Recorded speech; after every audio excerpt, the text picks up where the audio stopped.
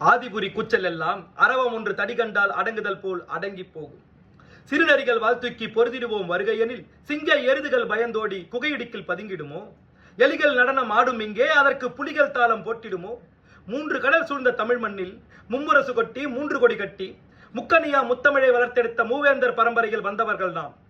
சங்கம் தரு தங்கத்தமிழ் வங்கக்கடல் பொங்கும் இளம் சிங்கக்குரல் எங்கும் எழ ஒன்றே குலம் என்றே சொல்லி வாழ்ந்த இனம். மாடு மீண்டும் வேலி தாண்டி வருவதைப் போல் மங்கு இந்தி தமிழ் சோலையிலே தாடி வருதல் கண்டோம். ஆவி பிரியினும் அஞ்சமாட்டோம், அடடா யாரெங்கே கொட்டுக முரசு என்போம்.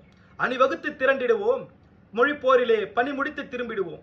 அல்லால் தாழமுத்து நடராசன் வரிசையிலே தமிழனாய் பிறந்தோருக்கெல்லாம் அமையட்டும் கல்லறை என்று தடந்தோலை குலுக்கிடுவோம். மலையெல்லாம் பலத்தை பாடும், தமிழர் கலையெல்லாம் பண்பை பாடும், அலை கடலெல்லாம் நடமையாடும், பகைவர் குலையெல்லாம் நடுங்கி ஓடும்.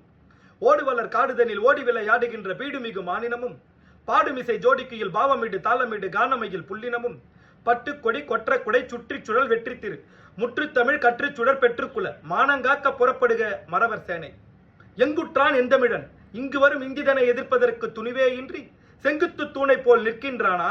அங்கத்து துடிப்பின்றி கிடக்கின்றானா? ஐயோ பாவம், அவனுக்கு சங்கத்தில் பாட்டெழுதி அரங்கேற்றுங்கள், தங்கத்தில் சிலை ஒன்று செய்திடுங்கள்.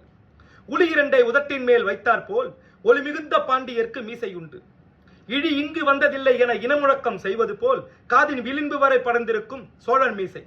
களிர்காட்டும் துதிக்கை போல் கண்ணோக்கி வளர்ந்திருக்கும் சற்றே நெறி காட்டும் சேரன் மீசை. அன்றந்த மீசைகள் துடித்ததினால் பல குன்றங்கள் பொடியான கதைகள் உண்டு. இன்றந்த வீரம் வேண்டும், மிகவும் வேண்டும். இன்செயல் வீரம் தேக்கி வன்செயல் அறவே போக்கி முன்பிருந்த தமிழர்களின் உணர்வை பெறுக. வாளின்றி வேலின்றி போராட்ட களம் சென்று கத்தியின்றி ரத்தமின்றி யுத்தம் என்று செய்து இந்தி திணிப்பிற்கு எதிரான மொழிப்போரிலே வென்று காட்டிடுக.